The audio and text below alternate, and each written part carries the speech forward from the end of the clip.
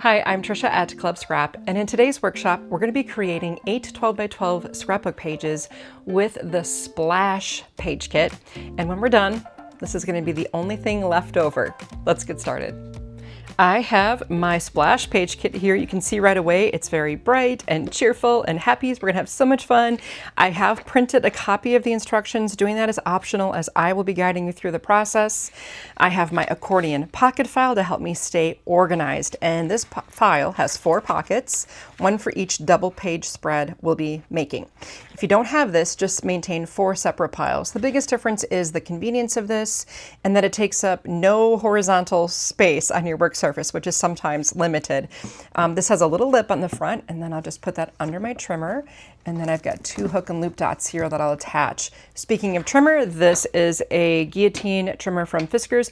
I will also add a link to this trimmer below. It is my favorite workhorse for the method that we pursue here at Club Scrap, which is efficiency and beauty, all in one. Okay, I'm gonna take all of the embellishments that came in the kit, like those little paper umbrellas and the ribbons and the charms and all that, and set it aside. And the first thing I like to do is put the paper into the order we'll be using it, whether we're trimming it or using it as the base for one of our pages. Take the entire stack of paper, and I like to work with the paper when it's upright like this so that I can see and filter through it easily. And then I just typically hold it in the crook of my arm. And I want you to go ahead and find one of those beautiful hibiscus prints. Just take that one and put it face down on your trimmer base. And then find one of the palm tree prints and put that face down on your trimmer. Next up, there are 2 pieces of fuchsia, which is pink, that I want you to find. There are 3 total, but just take 2 for now and place that in the pile. Next up, 1 sheet of the teal. Now, there are 2 shades of blue here, basically. One has more green in it than the other, so I'm going to have you find the one that's more green, I guess you could say. Let me compare with you. Here's the teal, and this is the blue. So go with 1 sheet of teal. Next up, find a piece of the lime green. So pretty. Then a piece of that blue that I showed you earlier, not the teal, but the blue. There's 1 piece of white. We'll add that. And then usually on the back of your pile and maybe even facing away from you, you're going to find 2 sheets of printed Cutaparts. One of them has a really wide border strips on it. Let's take that one first. And then the other one has a bunch of journaling prompts. You can put that down next. Next up, take the remaining hibiscus print and put it face down, followed by the remaining sheet of that fuchsia pink. Then the 2 sheets of lime green. Next, 2 sheets of the blue. And finally, the last palm tree print face down and the last teal print. That'll be the end. Flip all of that over back to the hibiscus print on top, and I'm going to set all of this to the left of my trimmer and then turn to page 1 of my instructions if you're using them. I usually like to keep the instructions to my right and the papers on the left, and then I'll just take the hibiscus print. It doesn't really matter how it's situated. I feel like this is right side up. I could be wrong about that. It's designed to work in any direction. And let's trim this at 11. Now, you might be nervous if this is your first cut. Don't worry, it'll be fine. And if it's not, didn't get the right measurement, it'll just be a unique page to you. That's all. So also, I want to make a quick point that if you need to slow me down, just adjust your playback speed to 0.75 so that you can keep up more easily. The more experience you get with the method, the easier it'll be. So I'm going to find 11 here. Now make sure you look at the 11 on the inch marks and not on the centimeter marks. 11. And then make sure your paper is level at the top. Push down on this clear bar and then slice it, and don't move anything until I tell you to. So in other words, don't pick up this piece and slide it over here. Leave it right where it landed and let the papers pile up. It's all part of the method. And then we're going to slide this paper to 10 and cut again. So stabilize each time. Try to get in the habit of doing that. And then slide to 8. Stabilize. And notice I didn't move anything, just let it pile up. Now this is a really large sheet of paper. I think I'm going to set it aside, even though it's used in layout 3 and 4. It's a little big to keep in my file folder, so I'm just going to set it aside. And then I have On the top of my pile, this other strip that's 2 inches wide, I'm going to place that in pocket 3 and 4. And when you do that, do it at an angle so that the paper's kind of coming out to the end on the right, and you can still see the pocket number on the left. You have 2 more narrow strips here that remain. Those go in pockets 7 and 8, again at an angle because the file is only 12 inches wide and so is the paper. All right, let's move on to the palm tree print. We're going to trim this with the print situated right side up, and we'll start at 9 1/4, so that's 9, and then you have these columns on here. Go left to grow that number to 9 1/4, and then slide down to 5. The piece in the base of your trimmer plus the one that just fell, those both go in pocket 5 and 6, once again at an angle. And then the remaining strip goes in pocket 1 and 2. Okay, let's go to the fuchsia. Make sure you only have 1 sheet. There are 2 here. One should be on your trimmer, the other next to your trimmer. Oftentimes it happens where we accidentally cut 2 at the same time. Our first number here is 11 1/4, so find 11 and then go left 1 column. That's 11 1/4.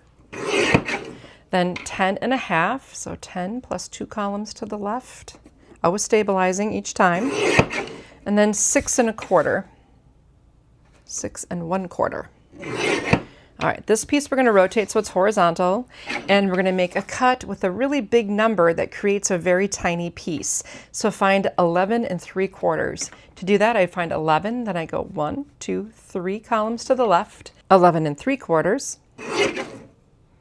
8 1/2, and 4 1/4. So the piece on your trimmer base plus the one that just fell are the same size, and then there's one more a little bit narrower. All 3 of these pieces go in pocket 1 and 2, and then you will be introduced to your very first scrap. Set that aside, then pick up the other larger piece of fuchsia, and we'll trim this at 11 1/2 and 6 1/4. Both of these pieces, even though they're not the same size, they go in pocket 5 and 6, and say hello to your next scrap. That's this guy. Then pick up the last 2 pieces. Those go in pocket 1 and 2. Next up, the other fuchsia. This one we're just going to trim at 6 1/4. Then rotate and cut at 8 1/2 and 4 1/4. 2 pieces you just made, pocket 7 and 8. There's this little one that fell. We're going to trim the rectangle at 6 and 3. Gather up the 2 rectangles that are the same, pocket 5 and 6, and say hello to yet another wee little scrap. Set him aside.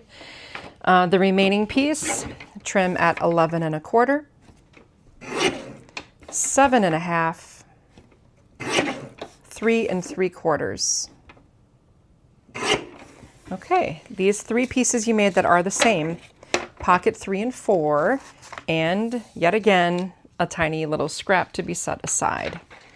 I'm moving on to page 2 of my instructions and grabbing the teal paper that we've set aside. Let's start this one at 8 1/2. Again, stabilizing each time. Just a reminder too to let the papers pile up so they make sense. And then 4 1/4. Now you can take both of the pieces that you just made and then confirm they are the same size. Turn them horizontally and cut at 6 1/4. These 2 pieces that are the same, pocket 1 and 2.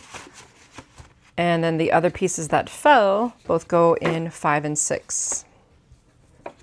This last strip here we'll trim at 10 3/4, 8 1/2, and 6 1/4. This piece plus one of the smaller rectangles that you made, they both go in 5 and 6. And then you've got another rectangle for pocket 3 and 4. And then lastly, it's another scrap. So set him aside. And I'll take 1 sheet of the lime green. We're going to cut some really narrow pieces again here. 11 3/4, 11 1/2, 10.5, 9.5, oh my goodness, 7 3/4, and 6. Oh, that was a lot of slices there. That's why it's so important you let those papers pile up. Now rotate so it's horizontal, this large piece, and trim it at 8 and 4. The piece that's in the trimmer plus the first one that fell, the same, going in pocket 1 and 2. Then there's another rectangle for pocket 7 and 8. Now, what I like to do is just pick up all the papers that have piled up, if you can. The 2 largest ones are on the top of the pile, 7 and 8. The next 2, pocket 1 and 2. And the really skinny ones, pocket 3 and 4. So we're putting a splash of lime everywhere. Now let's take the blue. We're going to trim this one at 11, 10, and 6 1/4. Very common number here for us, 6 1/4. Rotate, and once again, we're going to cut this at 8.5 and 4 1/4. Gather up the 2 pieces that are the same size and place them in pockets 7 and 8.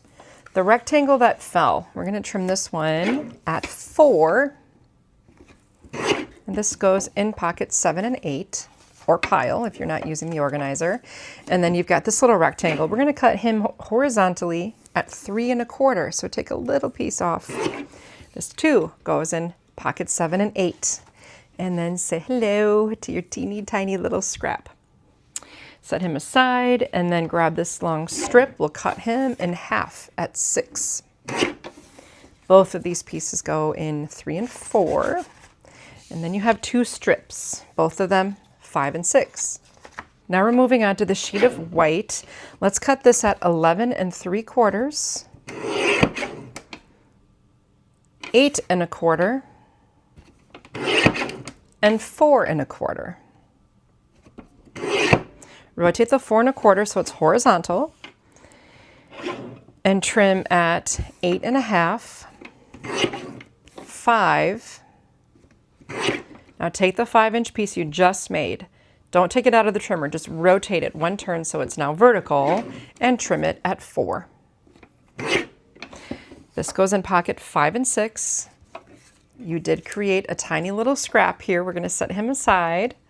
And then grab the 2 rectangles from the top of the pile that are a little smaller. They match and go in pocket 1 and 2. Then I'll pick up the next, this is a 4 by 12. We'll cut it at 6. Both of these go in pockets 7 and 8. Then we have another strip. This is 3.5 by 12. We'll cut it at 11.5 and 5 3/4. Both pieces, pocket 3 and 4. Once again, a little scrap, plus you got this narrow strip for pocket 5 and 6. And yes, we're going to use that. You've survived the trimming of the regular papers, and now we're moving on to our Cutaparts. And I want you to just take note that around the perimeter of each edge, it says remove paper outside of corner cutting guides. And there's a little crosshairs here in the corner. So what I want you to do is just try to line up that edge with the edge of the outside edge of your trimmer blade. But I find it's on that first cut, it's a little bit hard to see the edge of the blade at the bottom because the paper is still simply too large. So when I make my first cut, I do it shy of that little, I'm not sure if you can see that, shy of that little line. Then I rotate 1 turn, and this time I can just see the edge of the blade here. If you can't, you can do another little shy cut if you want. Then I rotate again, and I'm looking at the outside edges here, top and bottom, lining them up, fine-tuning the adjustment. Rotate again. This time I can look over at the 12, and then I look over here and I see it's beautifully aligned with the guide. And then my last rotation, back to where I started, is that final cleanup for that cut that I made earlier. That'll give you a series of these little sniglets. You can dispose of those. And then I'm situated with the largest pieces of the cut-aparts on the left and the narrow pieces on the right. So make sure it reads right side up here, and then our first cut should be at 10.5. And if you look, you can see the blade's going to go right between the two pieces of artwork. And then slide over to 10, 9.5, 7, and 3.5. These nice big border strips here, both of them, pocket 3 and 4. They really do make quite a splash on the page. Then the next strip, put the hibiscus on the right. We'll cut at 9.5, 7, and 4.5. This piece, pocket 1 and 2. The 3 little pieces of artwork in somewhat circular shape, 5 and 6. And we've got 2 of these green and fuchsia stripes going for 1 and 2. And then we have this title strip, the first half of a joke, 7 and 8. Okay, next strip, same story. So we're going to cut shy of that line here to make the height of the paper a little smaller when I rotate, and then hopefully I can see the edge of the blade.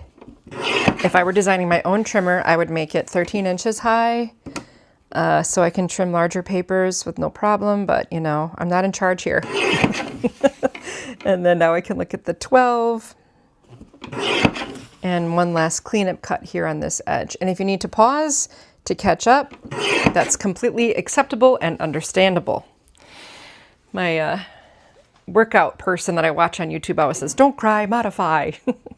Okay, I'm right side up. Where there's a will, there's a wave, is right here on the left. So now I can find 11.25, and then 10.5, 9, 7, and 4. Give that a rotation so that the van is on the right. We'll cut at 10.5 and 6. This larger piece, 5 and 6. And then we have these cute little images. If you happen to have scissors handy, you can pause me and fussy cut these images. I'm just going to do a rough cut so I can put them on the page that they will be living in. I'm just going to really rough cut. What I like about these images is that our designer, Jacqueline, who's extremely talented, puts a little glow mark on the image just outside of it. And then if you cut on that mark, it'll look really nice. All right, so that cute little bus and the hibiscus, pocket 3 and 4. Then you've got your sailboat, 1 and 2. Oh, there's one other little piece. The waves of the sea help me get back to me, 1 and 2. Then pick up the next strip. It should say tropical state of mind on your right. We'll cut at 10, 8, and 6. This beautiful piece here, pocket 1 and 2. And then you have a pink journaling prompt plus a vertical like blue prompt, 7 and 8. Well, actually all 3 of these pieces, 7 and 8. That's easy. My pockets are getting nice and full here. Then we got splash zone on the right. Let's put that in at 11.5. And then 9, 6.5, and 3.25. This prompt 5 and 6. And the other blue one, 3 and 4. This cute little umbrella, you can never have too much beach, 7 and 8. The hibiscus, 5 and 6. Splash zone, 1 and 2. Don't lose him. That was our last cut. Long time no see. It's the other half of that joke, going in 7 and 8. And then these 2 blue pieces, 5 and 6.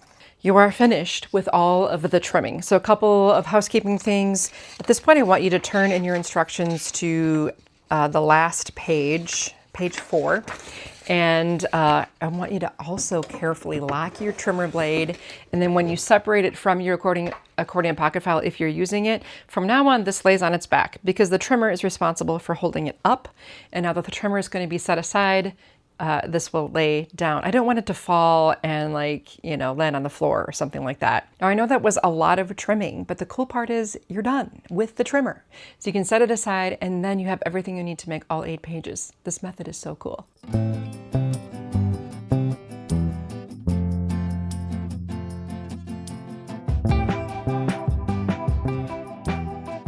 You still have a whole bunch of papers that we haven't used yet. And that's good because we need bases for our layouts. And I just wanted to point out, once again, this is it. These are the scraps that you have left after making 8 pages. I mean, seriously, it doesn't get any better than this. All right, so here is the sorted paper that we had. I'm gonna take this entire stack, okay? And imagine this is the center of my workspace. I'm gonna take the top sheet of this hibiscus print and just slide it over. The rest of all the paper is here on my left. And this is the base for page 7 and page 8, which should match up with what is shown in my instructions, bottom of page 4, layouts 7 and 8. We're gonna work from the back to the front. And if you've been doing my videos for like years and years, you're like, yeah, I know, Trisha, I can get started on that. Go ahead. I do mark the beginning of every layout in the YouTube chapter settings so you can easily navigate to the right part of the video for you. But if you're new here, the next step is to locate the pile labeled 7 and 8 or empty the pocket labeled 7 and 8, and everything should be there for us to complete our layout. So right away, these strips of the hibiscus print are going to be placed at the very, very top edge and very bottom edge of the left side of the page. And then right next to it, you're going to add a strip of the lime. And then on top of the lime, you're going to nest our cute little joke. What did the beach say to the tide when it came back in? Long time, no sea. I see right here, I've got some larger fuchsia mats. Those are going to be nested with white, and it's a perfect little nest there. Now, when I'm tilting mats, I just want to mention, I usually avoid the corners of the mats touching. I just take one, put it higher than the other, and then I overlap it slightly, and that avoids tangents. Down over here, I see I have my pink journaling prompt kind of slid underneath the right mat here. Let's go ahead and put our lime up here. That kind of reflects the lime from the other page. There's going to be a blue the same height as the lime. So if you have it like this, maybe rotate it so it's the same height. We've got some nice alignment going on there. Right here, it should fit perfectly inside our little frame. We've got our blue mats and then a journaling prompt plus this cute little guy. And then this should fit. Tropical State of Mind on the small blue mat is going to head over here. Now we are going to be using these umbrellas. So I'm going to show you right now what I did with all 3 of the umbrellas. They come with little pink rubber bands, and it's just get rid of those. We're just literally gonna flatten them out and get rid of the toothpick. I mean, you could literally just put it on here. That would be kind of sweet too. So that's an option. But there's too much dimension. If you open them up and you leave everything assembled, it's just too much, right? You cannot put this on a page. So here is the trick. I open it all the way up, turn it over, and you'll want some scissors. And you're just going to cut, there is a name for these guys. I'm going to have to look that up. Just cut away each of those little spines that connect with the tissue part of the umbrella. I'm just cutting as far back as I can.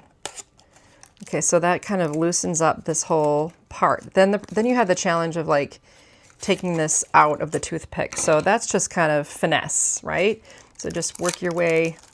You're gonna have to just peel away those little spindles and remove it from the thing. You can use scissors to do this too, but I strategically covered anything that may have been damaged during that process. And I just tucked the umbrella right behind here. You can have it going into the photo mat a little bit. Isn't that adorable though? I mean, it's so super cute. And then you're just basically left with this guy. You didn't use the little toothpick part. Again, you could leave the umbrella out and just make yourself a cocktail, grab a pina colada and shove it in there and then put your splash pages together, At the bottom of this page, I added a fun little bow. So let me just show you how I worked in some of the ribbon detail. Here on this page, I did just take 2 pieces of the lime satin ribbon and then made a loop with them and interlocked the loops. That's really the only thing. Then here you see that sweet little super flat hibiscus charm. To add that, I used our bookbinding glue and a needle tip applicator. I'll put a link to both the glue and the applicator down in the description below. And then over here, you can see, well, I used the pink and yellow one, but here I had the blue and green. You might have an assortment of different colors in the umbrella, but isn't that sweet? And I just used my regular glue to stick it onto the page. Then down over here, I had a plentiful amount of the blue ribbon left, so I used it to make a 2-part bow, and then I slid a second fuchsia piece beneath the center of the bow. Just so lovely, isn't it? Just a nice little topper for that. I do have a ribbon basics video. If I think of it, I'll throw the link to that in as well if you need to learn how to do the 2-part or the 3-part bow, I think I called it.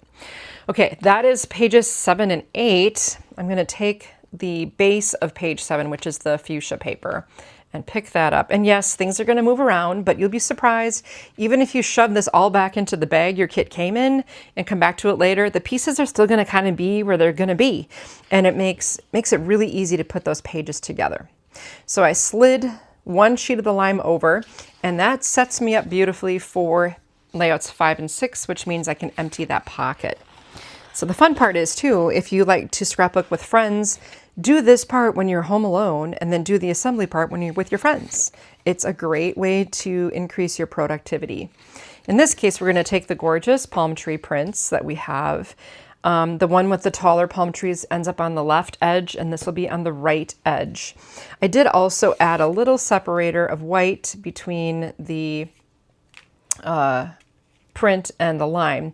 And what I do for attaching that, since it's so thin and skinny, is I attach this to the page, then I take the nozzle of my needle tip applicator, run it along the edge of the paper, and the paper just guides the nozzle real easily, puts a thin line, and then I add it to the glue.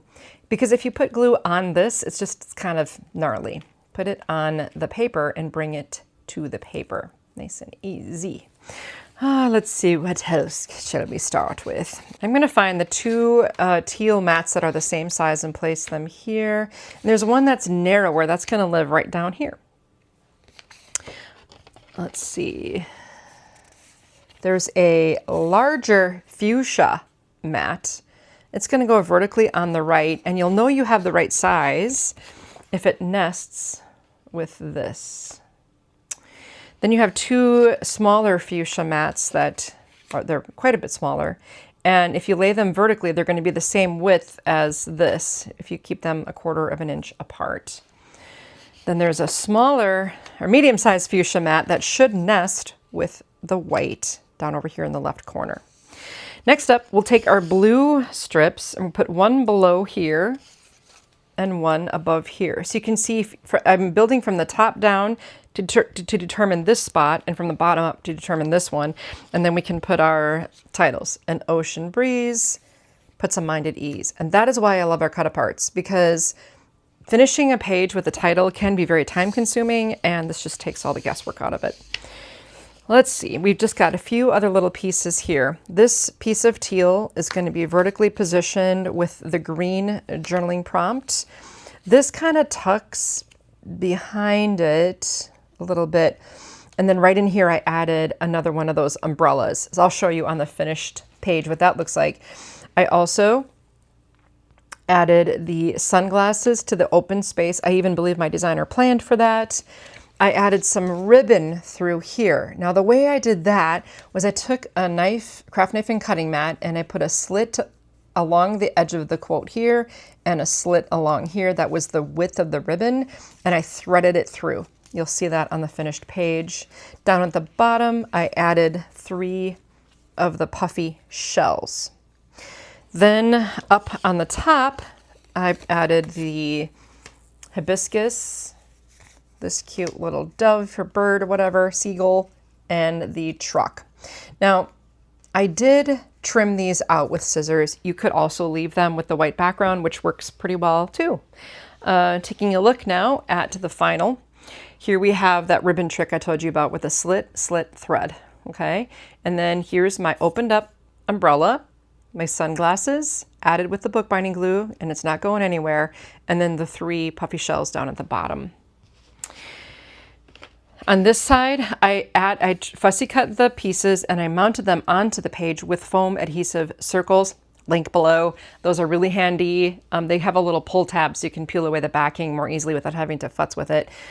I just love this little trick with the ribbon where you stretch it across and then tie another piece of ribbon of a different color onto it. You know, it just is nice and colorful and happy.